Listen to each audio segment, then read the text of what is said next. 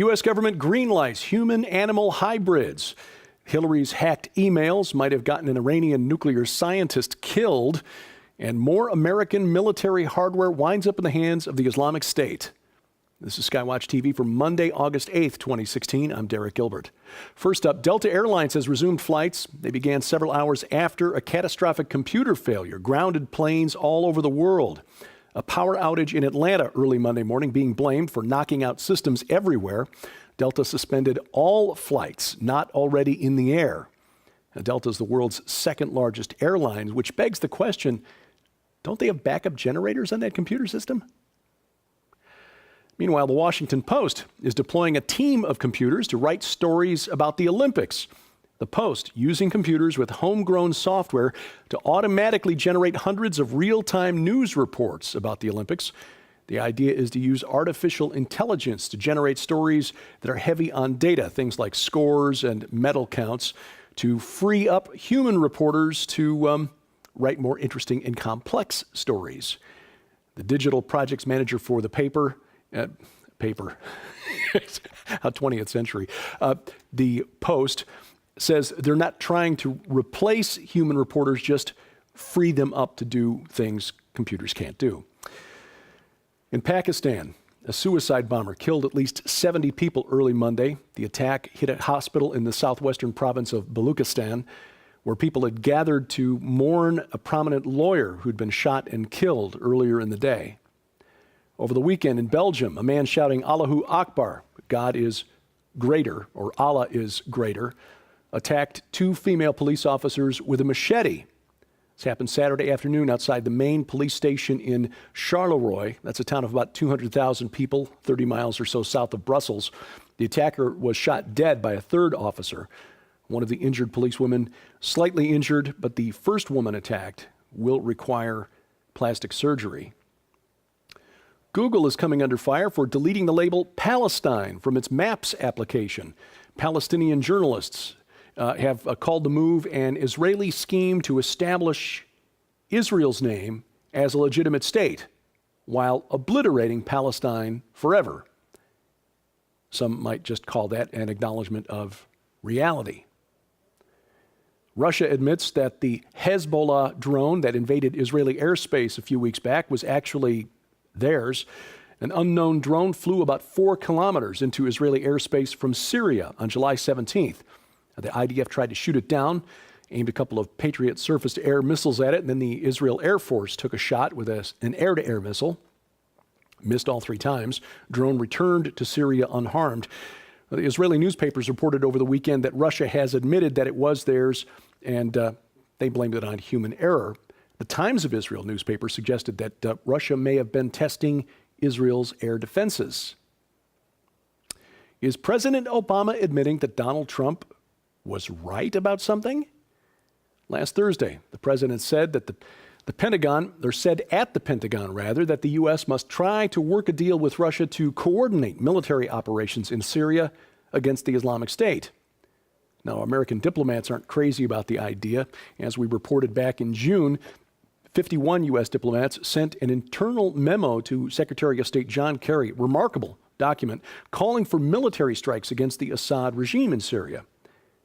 Even more remarkable when you consider that Russia's military is still there backing the Assad regime, which means that attacking Assad pretty much means having to attack the Russians. Mr. Trump has called for more talking with Russia and less saber rattling. And speaking of ISIS, it appears they've captured more U.S. weaponry, this time in Afghanistan.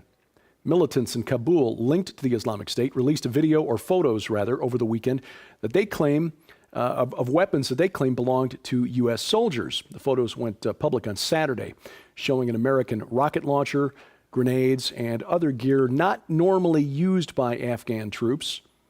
They also showed a close-up of ID cards for a U.S. Army soldier, Specialist Ryan Larson. One bit of good news, U.S. military command in Kabul said Larson had not been captured and was still on a duty status with his unit. Now, this is a little awkward.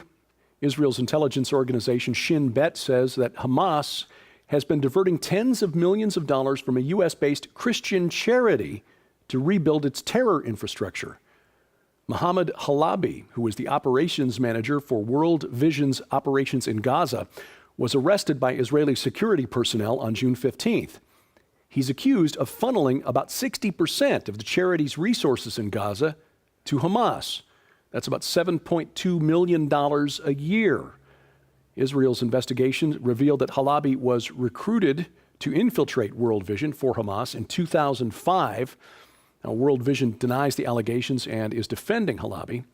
The aid organization receives most of its support from the United Nations and Western governments as one of the largest humanitarian organizations in the world. Now, we told you last week about the secret flight to Tehran back in January to deliver plane loads or pallet loads of cash to the Iranian government, $400 million in all, which apparently was ransom for 4 Iranian Americans being held by the government of Iran. Those men were released as soon as the cash had arrived in Tehran. Now, the Iranian government is calling the payment ransom, and President Obama has been telling us for months that we can trust the government in Iran, so we'll take them at their word. The money was ransom. But let's put that aside, because that's actually a distraction from the more important point here. The money was paid to the government in Iran in Swiss francs and in euros, as well as other currencies, because we'll let President Obama tell you because why. Brings me to my last point. The reason that we had to give them cash is precisely because we are so strict in maintaining sanctions, and we do not have a banking relationship with Iran, that we couldn't send them a check. And we could not wire the money. Now, did President Obama ever stop to think why we couldn't just cut a check? If he didn't think to ask, it's because he probably already knew the answer and he didn't like the answer. What is that answer, you ask? Well, I'm glad you asked. The answer is that under U.S. law, that payment, whether you call it ransom or not, is a felony. We do not have a banking relationship with Iran because of sanctions against the government of Iran, the sanctions that President Obama mentioned in that video clip, which are in place because in 1995, President Bill Clinton invoked federal laws that deal with national emergencies caused by foreign aggression. Clinton concluded that Iran was a state sponsor of international terrorism. This was before Iran sponsored the 1996 bombing of the Khobar Towers in Saudi Arabia that killed 19 American servicemen. That state of emergency has been renewed by American presidents every year since 1995, which means that President Obama has been renewing that state of emergency caused by Iran every year since 2009. And because that state of emergency is in effect, anti-terror sanctions against Iran are in effect, the ones that prevent our having a banking relationship with Iran, as President Obama himself noted during that press conference. So what he was actually saying was this: we had to go to extraordinary lengths to deliver pallet loads of foreign currency to Iran, not because sending them US dollars is illegal, but because sending funds of any kind to Iran is illegal under US law. And by the way, so is providing material support to terrorists, which, according to the president's renewal of the state of emergency against Iran, that $400 million most certainly is. So forget the argument over whether we're going to call that payment ransom or not. However you color it, it's still a violation of federal law, even if you're the president. And while we're talking about Iran, we bring this to your attention. A nuclear scientist who claimed he was abducted by the CIA has been executed by Iran. Shahram Amiri disappeared while he was on a religious pilgrimage to Saudi Arabia in 2009. Iranian authorities alleged at the time that he'd been kidnapped by Saudi, Israeli, or U.S. intelligence. Amiri reappeared a year later in Washington, D.C. at the Pakistani embassy, asking to speak to the official in charge of the Iranian interests section. Iran doesn't have an embassy in the U.S., no diplomatic relations. Amiri claimed that he'd been abducted and interrogated by the CIA under duress and forced to reveal Iranian nuclear secrets. U.S. officials claimed that he had defected on his own in exchange for a promise of $5 million for those nuclear secrets. Well, U.S. officials said he was free to return to Iran, and he did, received a hero's welcome in Tehran on July 15th of 2010. However, he was arrested by Iranian police the following spring outside his home and charged with treason, tried in secret, convicted, and apparently hanged. His family over the weekend confirmed that they'd received his body from the Iranian government. But the strange twist to this story is that on Sunday, in an interview, Arkansas Senator Republican Tom Cotton said that Amiri was mentioned in a number of emails found on Hillary Clinton's private unsecured email server. Those emails date to about 9 days before he returned to Iran and was subsequently arrested. Now, it's not clear if those emails actually led to the government in Iran arresting him, trying him, and executing him. But it does, at very least, raise questions about what other information might be in the hands of foreign governments that they pulled off of Hillary Clinton's unsecure private email server. And while this may be a coincidence, I'm not really much of a coincidence theorist. So again, I bring this to your attention just so you can add these data points into the mix as you try to decide what this all means. The lead attorney in an anti-Clinton fraud case was found dead on his bathroom floor by his girlfriend last week, Tuesday. On July 2nd, Sean Lucas served the Democratic National Committee with papers in a fraud class action suit. He was representing supporters of Senator Bernie Sanders against the Democratic Party. Now, this is the third mysterious death linked to the Democratic Party, the Democratic National Committee, and or Hillary Clinton in the last 3 months. On July 8th, 27-year-old DNC staffer Seth Rich was murdered in Washington, D.C. His killer took nothing, left his wallet, watch, and phone. There are rumors that he was on his way to talk to the FBI about corruption within the Democratic Party. And Mike Flynn, the big government editor for Breitbart News, his final article was published in late June, titled "Clinton Cash, Bill Hillary Created Their Own Chinese Foundation in 2014. Flynn reportedly died of a heart attack in Washington, D.C. shortly after that was published, at the age of 48. Now, I know that happens. Again, just bringing it to your attention for your consideration. In other news, the U.S. government is looking into funding research into human-animal chimeras. The Department of Health and Human Services last Thursday said labs mixing human stem cells with animal embryos could soon get taxpayer funding. HHS is requesting public comment on its plan to begin public funding of this work, which it said could result in creating animals with human organs for transplant, among other things. Are Torah codes pointing to a devastating comet impact next week? Well, within the next 6 weeks, rather. Rabbi Meditayu Glazerson has published new Torah code tables linking Nibiru, a destructive astronomical body, and the dates September 23rd and 24th. Now, I should point out that earlier this year, Rabbi Glazerson published other tables that suggested Nibiru would be arriving between March 24th and April 30th, and of course that didn't happen. But the rabbi, in a second video, published about a week ago, said that the reference to Nibiru could indicate a punishment for President Obama and the United States for pressuring Israel to give up settlements. And another astronomical body in the news causing some distress. The asteroid named Bennu is the target of a NASA mission scheduled to launch next month. The probe NASA's launching is called OSIRIS-REx, or Osiris the King.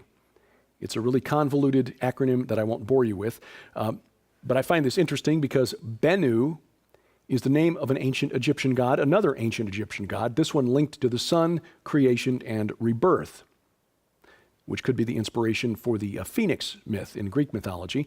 The Bennu bird represented the Ba, or the personality, of the sun god Ra, the Ba of Ra. And then its call called creation into existence. The link to Osiris is because of its symbol as a symbol of rebirth. And so, again, we've got this Egyptian mythology thing going on here, which I'm sure is just a coincidence. Nobody at NASA actually planning all this out, right? OSIRIS-REx is supposed to meet Bennu in 2018 and take samples of its surface before returning to Earth in 2023. There is a chance that when Bennu passes by Earth in 2035, its orbit may be deflected enough. It's a small chance, but there's a chance that if it hits a so-called keyhole, its orbit could be deflected enough to hit the Earth in 2185. Now, astronomers say that a space rock needs to be at least 0.6 of a mile across to be catastrophic on impact. Bennu measures about 1,600 feet across, which is less than half that size. So don't get too concerned. This week on SkyWatch TV, we continue our discussion with Dr. Michael Heiser, as long as we're talking about ancient mythologies and cosmologies. What do we know of the mysterious Watchers who reportedly, according to the Book of Enoch, descended at Mount Hermon in southern Syria and created the Nephilim? We actually know more than you think. You see, the ancient Mesopotamians knew about these Watchers. Dr. Heiser, author of the excellent book, The Unseen Realm, explains, and you'll see this program tonight on the Victory Television Network down in Arkansas and around the Memphis area. The program, by the way, also streams live to the internet on the Victory Television Network's website. And you'll find that link on the SkyWatch TV website, skywatchtv.com. Tomorrow, 4 different locations where you can see it. Victory Television Network again on TV in Sandusky and Kalamazoo, Michigan, and then coast to coast on the Christian Television Network. That's DirecTV Channel 376, Dish Network Channel 267, the Glory Star Satellite Channel 117. On Wednesday, coast to coast on the Cornerstone Network and on World Harvest Television, and then WLLA TV again in Kalamazoo, Michigan. And then Saturday, Victory Television Network and WCLF TV in Tampa, St. Pete.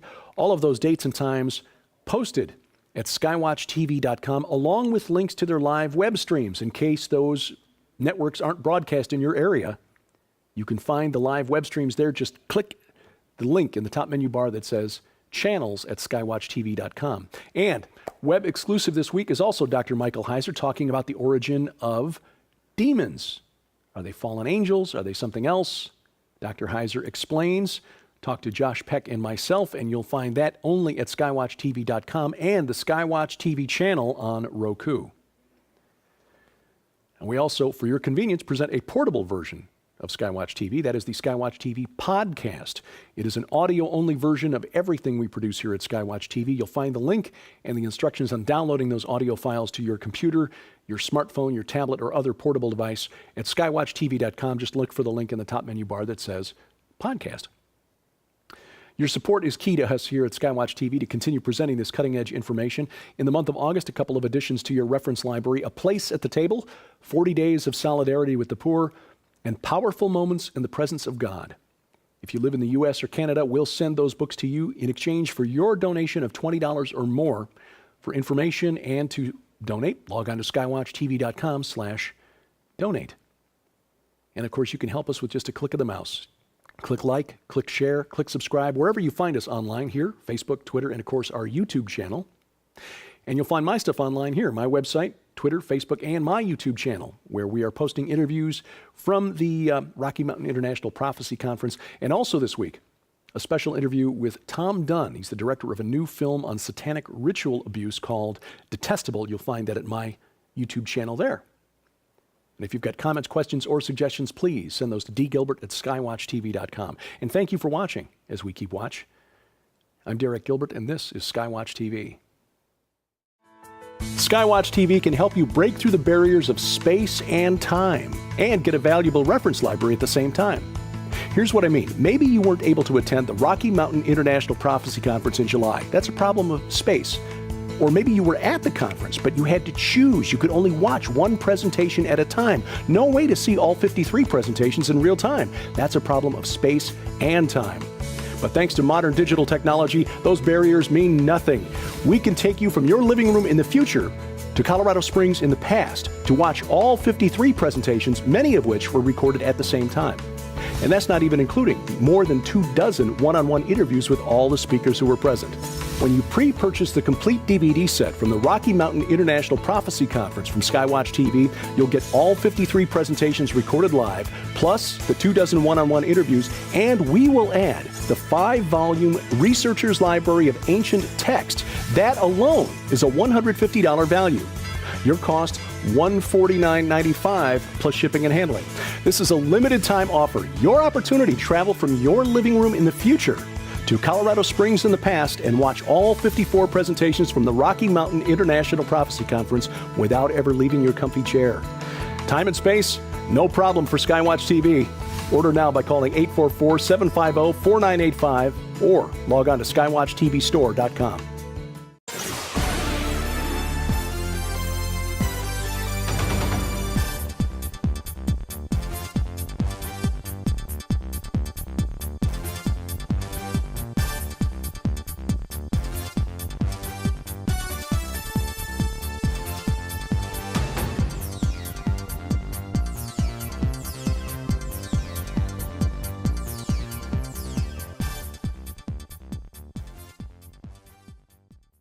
Delta suspended all flights not already in the air.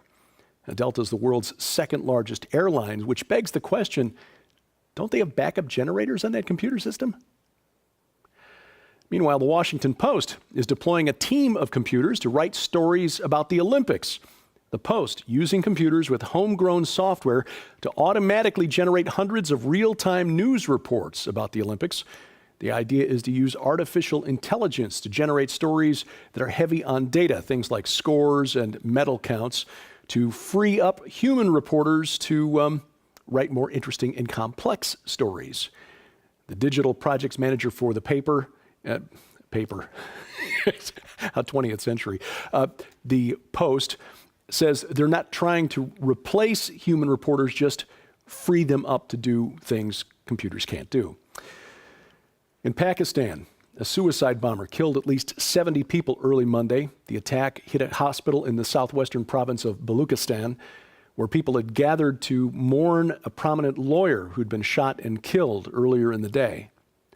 Over the weekend in Belgium, a man shouting Allahu Akbar, God is greater, or Allah is greater, attacked 2 female police officers with a machete. This happened Saturday afternoon outside the main police station in Charleroi. That's a town of about 200,000 people, 30 miles or so south of Brussels. The attacker was shot dead by a third officer. One of the injured policewomen slightly injured, but the first woman attacked will require plastic surgery. Google is coming under fire for deleting the label Palestine from its Maps application. Palestinian journalists have called the move an Israeli scheme to establish Israel's name as a legitimate state while obliterating Palestine forever. Some might just call that an acknowledgement of reality. Russia admits that the Hezbollah drone that invaded Israeli airspace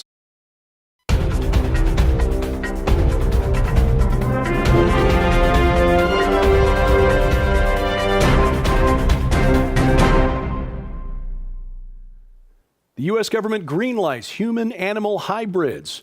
Hillary's hacked emails might have gotten an Iranian nuclear scientist killed, and more American military hardware winds up in the hands of the Islamic State. This is SkyWatch TV for Monday, August 8th, 2016. I'm Derek Gilbert. First up, Delta Airlines has resumed flights. They began several hours after a catastrophic computer failure grounded planes all over the world. A power outage in Atlanta early Monday morning, being blamed for knocking out systems everywhere a few weeks back, was actually theirs. An unknown drone flew about 4 kilometers into Israeli airspace from Syria on July 17th. The IDF tried to shoot it down, aimed a couple of Patriot surface-to-air missiles at it, and then the Israel Air Force took a shot with an air-to-air missile. Missed all 3 times. Drone returned to Syria unharmed. The Israeli newspapers reported over the weekend that Russia has admitted that it was theirs, and they blamed it on human error. The Times of Israel newspaper suggested that Russia may have been testing Israel's air defenses. Is President Obama admitting that Donald Trump was right about something? Last Thursday, the president said